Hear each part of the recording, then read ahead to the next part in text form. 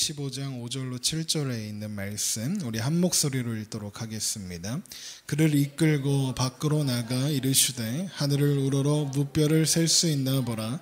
또 그에게 이르시되 내 자손이 이와 같으리라. 아브라함이 여호와를 믿음이 여호와께서 이를 그의 의로 여기시고 또 그에게 이르시되 나는 이 땅을 내게 주어 소유를 삼게 하려고 너를 갈대아인의 우르에서 이끌어낸 여호와니라. 아멘.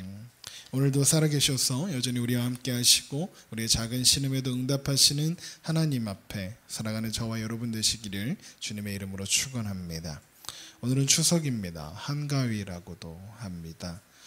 더도 말고 덜도 말고 한가위만 같아라 해서 추수를 하면 그 풍성해진 그런 시절처럼 배고픈 사람이 늘 그렇게 없었으면 좋겠다, 다들 행복했으면 좋겠다, 그런 뜻인 것 같습니다. 그런데 참 아이러니하게도 인류 역사 속에서 배고픈 사람이 없었던 시절 없었던 것 같습니다. 먹을 것이 부족함 없이 가득하다고 그래서 먹을 것 아낄 줄 모른다는 이 시대를 살면서도 여전히 배고픈 이들은 존재한다는 것, 가슴 아픈 일이 아닐 수 없습니다. 오늘 이 날에도 배고픔에 굶주리고 있는 사람들을 생각하며 또 그들을 위해서 기도하고 또 그들의 마음을 품어줄 수 있는 우리가 되었으면 좋겠습니다. 교회된 우리들은 풍성함을 누리는 것에서 그치는 것이 아니라 그 풍성함을 나눌 수 있는 사람들이어야겠다, 그런 생각을 하게 됩니다. 여러분, 소유는 언제나 존재를 이길 수 없습니다. 그리스도인으로서 소유를 넘어 하나님을 사랑하고 이웃을 사랑하는 존재로 사는 우리가 되었으면 좋겠습니다. 기독교 신앙 그러면 가장 중요한 키워드 무엇이 있을까요? 여러 가지가 있을 것입니다. 하나님, 예수님, 성령님, 이런 삼위일체, 예배, 교회, 여러 가지 키워드들이 있을 것입니다. 그런데 아마도 그 중에 가장 중요한 것은 믿음이라 할 수 있을 것 같습니다. 우리는 기독교 신앙을 가지게 된 이래로 믿음만 가지면 못할 것이 없다라고 배우고 하였습니다. 그래서 찬양도 믿음만이 능력이라 하시네, 그렇게 합니다. 그래서 바라던 일이 이루어지지 않거나 잘못되면 믿음이 없어서 그렇다라고 이야기합니다. 그런데 믿음이 어떤 분량이 있어서 측량할 수 있는 것으로 생각하기도 하고, 또 열심히 노력하면, 그래서 갈고 닦으면 어떤 좋은 것으로 만들어서 가질 수 있는 것으로 믿음에 대해서 오해하고 있기도 합니다. 에베소서 4장 13절에 우리가 다 하나님의 아들을 믿는 것과 아는 일에 하나가 되어 온전한 사람을 이루어 그리스도의 장성한 분량에 충만한 데까지 이르리니 하고, 이 말씀을 이용해서 여봐라, 열심히 노력하면 그래서 그렇게 자라가야 한다, 이렇게 이야기하기도 합니다. 믿음이 초보를 벗어나 믿음이 자라야 한다는 그 말은 물론 옳습니다. 우리는 믿음 안에서 자라가야 하고, 그리고 그 믿음을 더욱 성숙한 믿음으로 자라가게 하여야 합니다. 그러나 믿음이라는 것이 믿습니다 한다고 그것을 100번이고 100만 번이고 반복한다고 해서 좋아지는 것일 수 없고, 또 내가 열심히 노력한다고 해서 믿음이 자라게 되는 것도 아니기 때문에 그렇습니다. 믿음을 그렇게 갈고 닦는다고 해서 좋아지는 것 아니라는 말입니다. 막 예배 열심히 드리고 기도 열심히 드리면 믿음 좋은 것으로 그렇게 생각해버리고 오해하고 있는 것 아닌가, 그런 생각을 하게 됩니다. 그래서 오늘 본문도 그렇게 종종 오해되고는 하였습니다. 하나님의 약속이 과연 이루어질 것인가 두려워하고 있던 아브라함에게 하나님은 말씀하십니다. 두려워하지 말라, 나는 내 방패요 너의 지극히 큰 상급이라 말씀하시죠.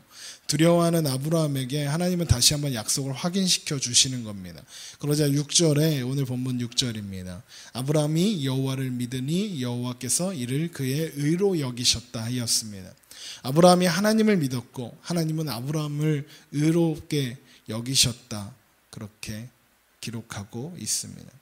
아브라함이 하나님을 믿었으니까 그가 의롭다함을 받았다, 이렇게 이야기할 수 있는 것처럼 보입니다. 그렇다면 이 말은 과연 맞는 말일까? 정확하게 보면, 굳이 따져서 보자면 그 말은 틀린 말입니다. 왜냐하면 만약에 아브라함의 믿음이 그가 의롭다함을 받은 근거가 되었다면 도대체 그 믿음은 어디에서 시작되었냐는 말입니다. 그 믿음이 어떻게 생겼습니까?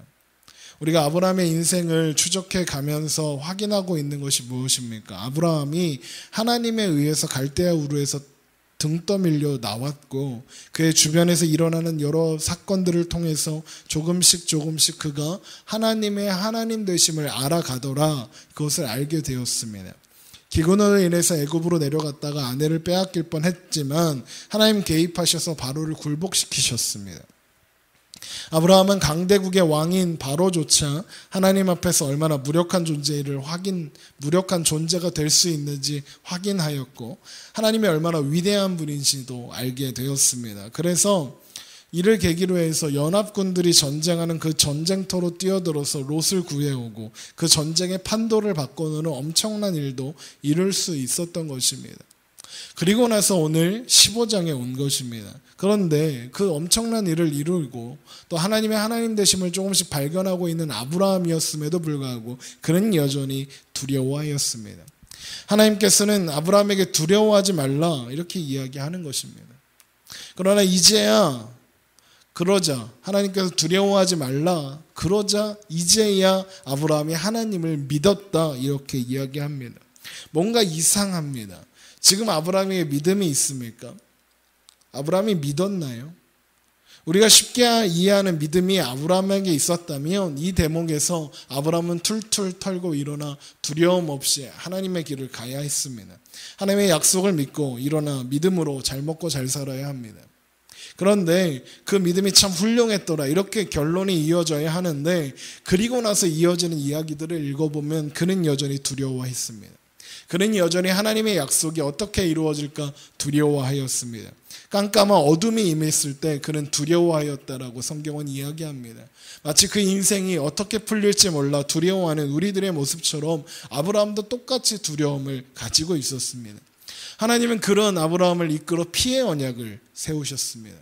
쪼개진 재물 사이로 타는 횃불 같은 행상이 지나가 그것이 하나님의 임재였고 하나님께서 하신 약속을 이루시되 반드시 이루시겠다 그렇게 확증해 주셨습니다. 그것이 17절 이하에 기록된 이야기들입니다. 피의 언약식은 지난번에도 한번 설명해 드린 적이 있는 것 같은데 동물이 쪼개지고 그 사이를 약속하는 당사자들 사이에 지나가서 이제 그 약속을 어기게 되면 이 동물이 쪼개진 것처럼 똑같이 될 것이다. 그래서 그렇게 쪼개지게 될 것이다라는 그런 겁니다. 그러니까 목숨을 걸고 약속하는 서약식입니다.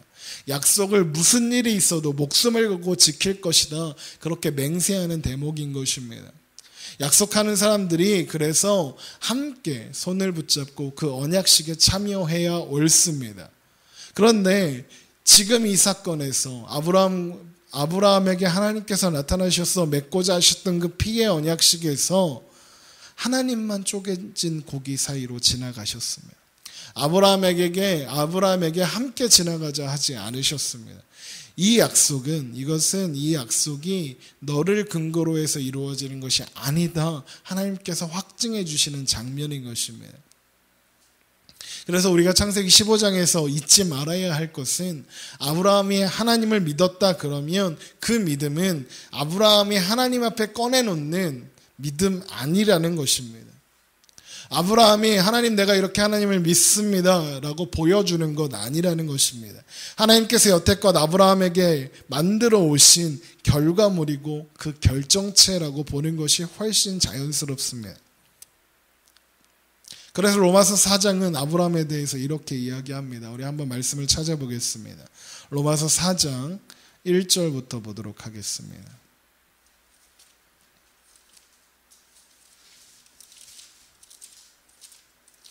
로마서 4장 신약성경 243페이지에 있습니다. 그래서 로마서 4장은 이렇게 아브라함에 대해서 이야기하고 있는데요.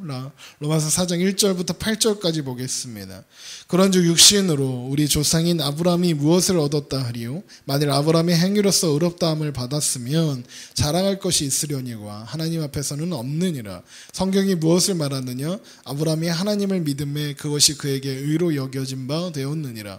일하는 자에게는 그 삭시 은혜로 여겨지지 아니하고 보수로 여겨지거니와 이를 아니할지라도 경건하지 아니한 자를 의롭다 하시는 이를 믿는 자에게는 그의 믿음을 의로 여기시나니 일한 것이 없이 하나님께 의로 여기심을 받는 사람의 복에 대하여 다윗이 말한 바 불법이 사함을 받고 죄가 가리워짐을 받는 사람들은 복이 있고 주께서 그 죄를 인정하지 아니하실 사람은 복이 있도다 함과 같으니라. 아멘. 이렇게 이야기합니다. 여기 보면 4절 5절에 보니까 이런 이야기가 나오지요. 일하는 자에게 그 삭시 은혜로 여겨지지 아니하고 보수로 여겨지거니와 이를 아니할지라도 경건하지 아니한 자를 의롭다 하시는 이를 믿는 자에게는 그의 믿음을 의로 여기셨다 하였습니다. 삭은 은혜가 아닙니다. 삭은 대가입니다. 자기가 한 일에 대해서 마땅히 받아야 할 것을 받는 것을 삭시라고 합니다. 그것을 은혜라고 하지는 않습니다. 당연한 권리로 취해야 하는 것입니다.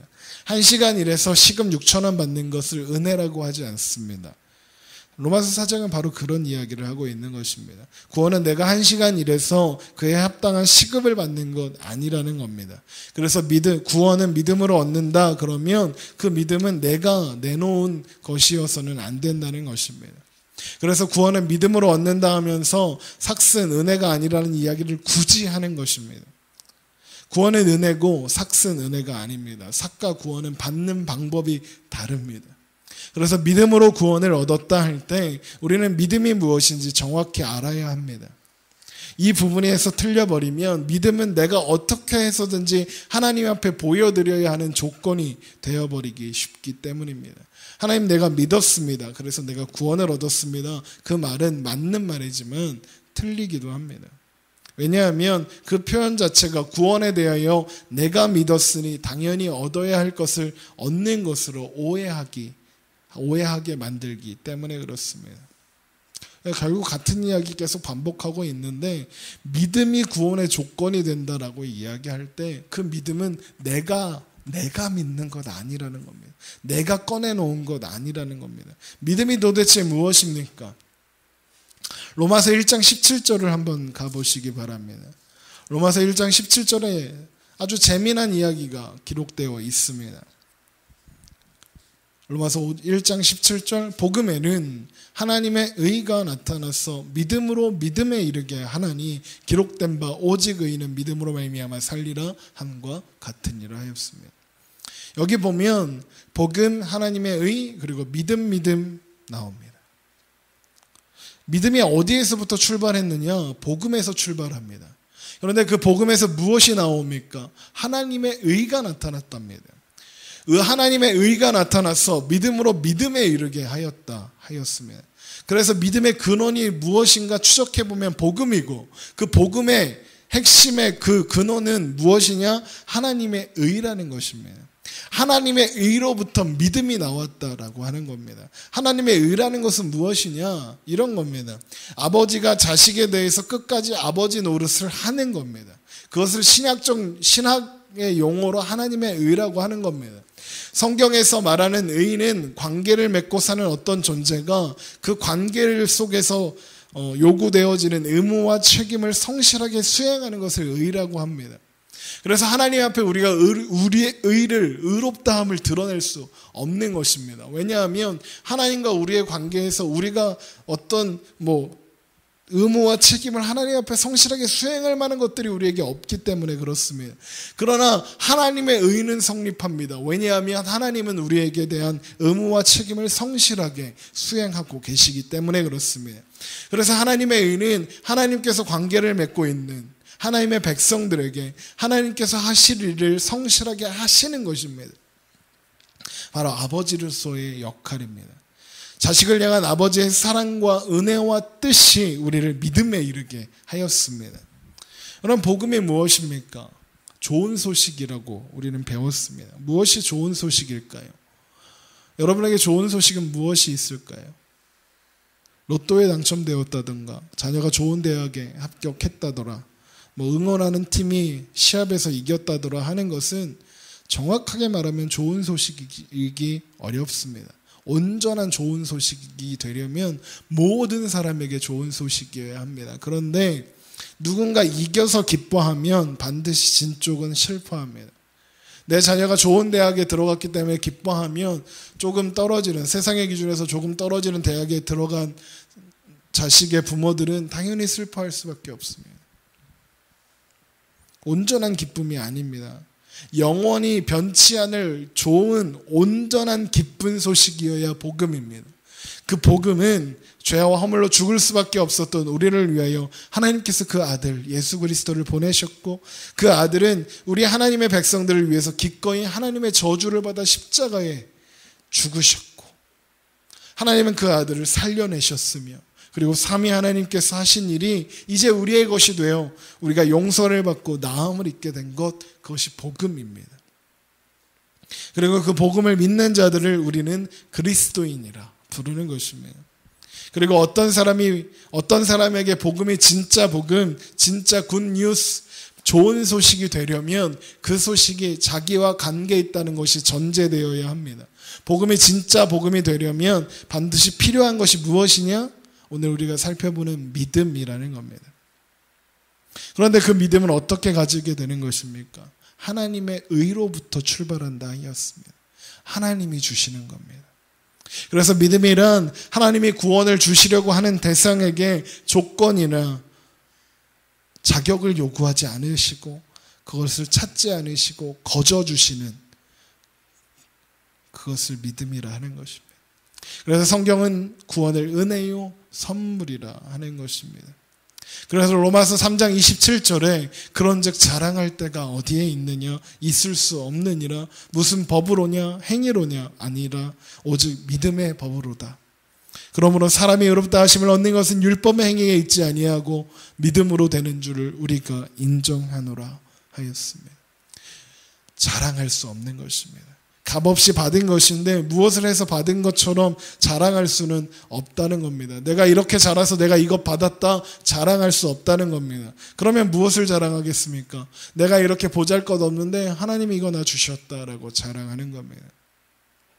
성경이 말하는 믿음이란 그래서 결국 하나님께서 죄와 허물로 죽어있던 우리를 하나님의 자녀로 완성시켜내시는 그 출발점에서부터 이제 마지막 도착하는 그 자리, 하나님 나라까지 전부 믿는 것을 믿음이라고 하는 것입니다. 그러므로 믿음은 하나님께서부터 출발하는 겁니다. 믿음은 우리의 의지로 만들어낸 것 아닙니다. 하나님의 믿음이 우리의 삶에 찾아와 우리를 달래시기도 하고 징계하시기도 하고 설득하시기도 하면서 우리를 당신의 백성으로 만들어 가시는 것이 믿음입니다. 그래서 로마서 4장에서 믿음으로 믿음에 이르게 한다 한 겁니다. 하나님의 믿음이 우리의 믿음을 갖게 하는 겁니다. 하나님의 믿음이 우리를 감싸 안으실 때 우리는 인생의 어려움과 질곡 속에서도 하나님은 정말 전지전능하신 유일하신 분이구나. 우리는 그분을 의지할 때만 진짜 행복을 누릴 수 있는 거구나. 하나님 앞에 행복해야겠다. 그리고 나서 하나님 앞에 두 팔 벌리고 나아가는 겁니다. 그것을 우리는 믿음이라고 하는 겁니다. 천부여 의지 없어서 손들고 옵니다. 고백하는 것입니다. 그런데 놀라운 것이 무엇이냐? 그런데 그렇게 하나님의 열심과 설득에 항복해서 나아오는 우리의 믿음을 보시고 하나님께서 다 이루어 주신 그 구원이, 그 믿음이 조건이 되어 이루어진 것처럼 우리에게 칭찬해 주신다는 겁니다. 그래 믿었구나 라고 이야기한다는 겁니다. 그래서 믿음은 내가 예수 믿었노라 우기고 앉아있는 것 아니라는 겁니다. 믿음은 하나님 앞에 하나님 보시기에 만족하실 만한 것을 내가 꺼내놓고 있다는 것이 아니라는 것입니다. 너희는 그 은혜에 은하여 믿음으로 말미암아 구원을 받았으니 이것은 너희에게서 난 것이 아니요 하나님의 선물이라 행위에서 난 것이 아니니 이는 누구든지 자랑하지 못하게 하려 함이라. 믿음은 우리에게서 먼저 나오는 것이 아닙니다. 하나님의 선물이며 은혜의 결과입니다. 믿음은 하나님께서 시작하셔서 하나님께서 마치시는 것이고 하나님의 선물이고 은혜입니다. 그래서 믿음으로 믿음에 이르게 되는 것이고 의인은 믿음으로 말미암아 살게 되는 것입니다. 그래서 여러분, 믿음은 실패할 수 없습니다. 하나님에게서 먼저 나온 것이기 때문입니다. 아들을 죽이시면서까지 우리를 건져내신 그분이 실패하실 수 있겠습니까? 너희 안에서 착한 일을 시작하신 이가 그리스도 예수의 날까지 이루실 줄을 우리는 확신하노라 입니다. 여러분, 왜 이런 확인이 필요한 줄 아십니까? 우리는 하나님 앞에 서면 작아지기 때문에 그렇습니다. 하나님 앞에 서면요, 한없이 작아집니다. 하나님 앞에, 하나님 내가 이것도 하고 저것도 하고 이것도 하고 저것도 하고 이쪽 저쪽 이렇게 다 했어요. 그래서 하나님 앞에 인정을 좀 받아야 하는데, 그래서 예배와 봉사와 헌금해야 하는데 부족한 것만 같고, 하나님 인정 어떻게 받는 건가 생각하게 되고, 그래서 지치고, 그래서 하나님 앞에 기쁨이 되어야 하는 그 예배와 헌신과 신앙생활이 짐이 되어버리거든요. 때로는 하나님 내가 이것도 하고 저것도 하고 이것도 하고 저것도 했어요. 하나님 이 정도면 충분하지요. 그래서 그런 교만함의 이유가 되어버리고 말거든요. 그러나 여러분, 우리의 믿음은 나를 바라보는 것이 아닙니다. 오늘 내가 하나님 앞에 무엇을 드렸는가, 내가 하나님 앞에 무엇을 할 수 있는가, 내 손에 들려있는 선물을 바라보는 것 아닙니다. 우리의 믿음은 세상 죄를 지고 가시는 하나님의 어린 양 예수 그리스도를 바라보는 것입니다. 선물을 받고 값을 지불하려는 사람만큼 미련한 사람이 어디에 있습니까? 하나님의 복음은 우리에게 값을 요구하지 않습니다. 우리에게 정당한 값을 요구하지 않는다고요. 그건 삭시지 은혜가 아니라고요. 일하지 않는 자에게 그 삭시 은혜로 여겨지지 아니하고 보수리 여겨지거니와 이를 아니할지라도 경건하지 아니한 자를 의롭다 하시는 이를 믿는 자에게는 그의 믿음을 의로 여기시나니. 아멘. 하나님의 선물인 믿음을 오해해서 내가 값을 지불하려고 하는 것만큼 미련한 것이 어디에 있느냐 이야기하는 것입니다. 여러분, 은혜가 되려면 어떤 조건도 대가도 요구되어서는 안 되는 것입니다. 은혜는 내가 어떻게 했는가는 상관없이 하나님의 사랑으로 주어지는 선물이기 때문입니다. 아브라함이 그랬어요. 겨우 믿은 거예요. 하나님이 설득하고 밀고 당기고 보여주면서 이루어내시고야 나서야 이제 겨우 믿었다고요. 그런데 오늘 본문 15장 6절에, 창세기 15장 6절에 아브라함이 여호와를 믿음이 여호와께서 이를 그의 의로 여기셨다 하십니다. 아브라함이 잘해서 칭찬받는 것처럼, 아브라함이 믿어가지고 하나님이 의로 해주시는 것처럼 하시는 겁니다. 이게 은혜 아니면 다른 무엇으로 표현할 수 있겠습니까? 여러분, 아브라함이 믿은 건 아닌데 아브라함이 믿은 걸로 해주신다고요. 그렇게 하나님이 칭찬하신다고요. 여러분, 그래서요, 우리는 걱정할 필요가 없습니다. 조바심 낼 필요도 없고요. 왜 내 믿음은 이 정도밖에 안 되는가 좌절할 이유도 없는 것입니다. 어쩌면 오히려 기뻐해야 할지도 몰라요. 왜냐하면 계속 말씀드린 것처럼 하나님의 은혜는 자격 없는 자에게 값없이 부어지는 거니까요. 우리가 은혜를 받을 만한 자격을 갖춘 적이 있겠습니까? 갖출 수나 있겠습니까? 앞으로 잘 살면 하나님의 은혜를 받을 만한 자격이 있겠습니까? 아니요, 없습니다. 그러면 은혜 받을 자격이 도대체 무엇입니까? 예배 참석하는 겁니까? 헌금 많이 하는 겁니까? 기도 많이 하면 은혜 받을 자격이 있습니까? 아니요, 그건 삭시입니다.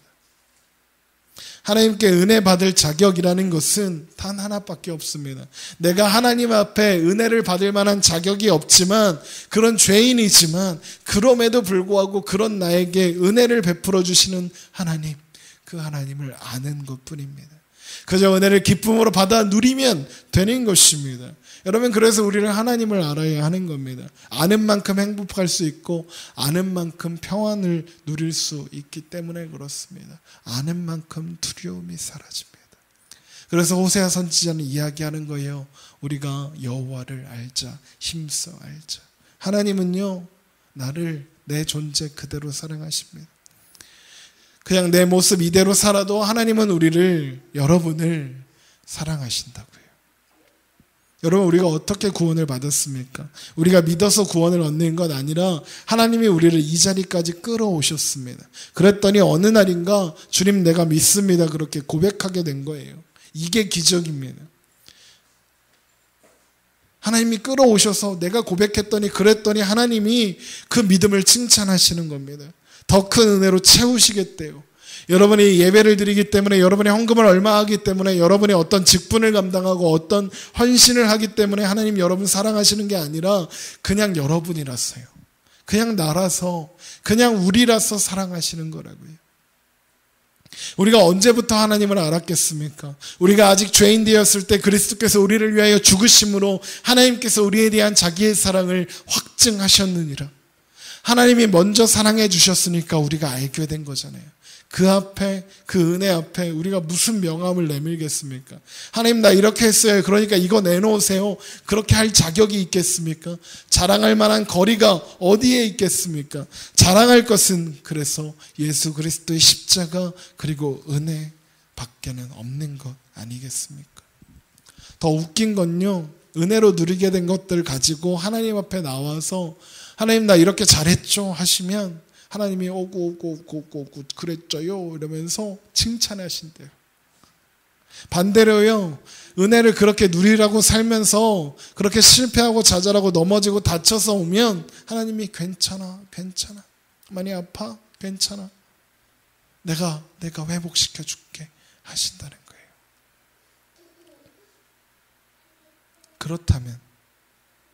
그렇다면요, 우리가 뭔데 그 은혜 앞에 나는 이래요 저래요, 나는 이래서 자격이 있어요 없어요, 나는 이렇게 하찮아요 할 수 있겠어요?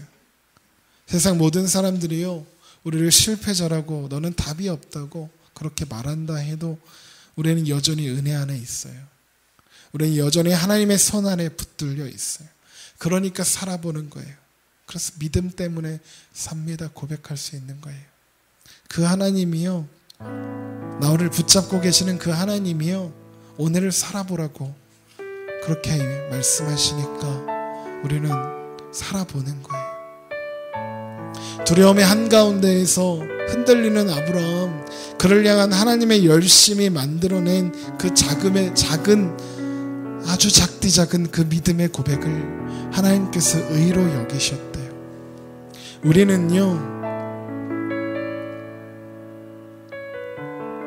우리에게는 그 하나님이 함께 하시는 거예요. 아브라함, 두려워하는 그 아브라함에게 하나님께서